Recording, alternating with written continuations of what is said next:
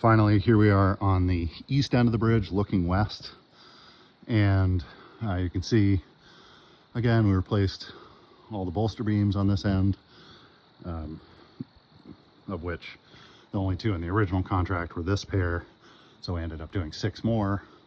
And then we also replaced the bearing beam on this end, which was in the original contract.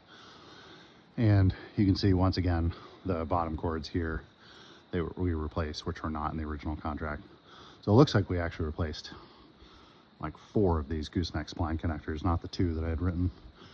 And then the carrying timber is this one right here, so spanning across, and these are being caught by those brackets and the 1.5-inch diameter bolts from the king post, or queen post, excuse me.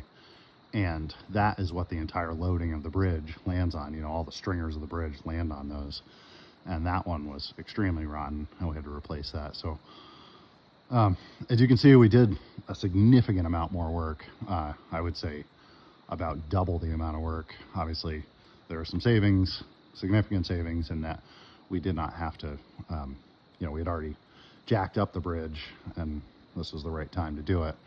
But in terms of what we replaced, you know, we had to change our jacking system just to be able to replace this timber.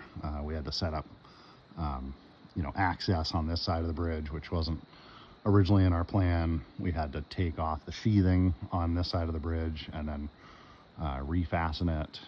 So really, except for the jacking of the bridge, we did, I would say, just as much work, if not more, than what was in the original contract.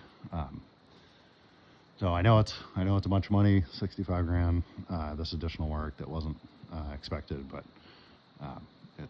it certainly needed to be done. These things were really, really rotten, and I am sorry that we weren't able to see it beforehand, but that does happen, you know, even with the best of efforts. You know, I think it's pretty obvious that we do our dangest to try and find rot.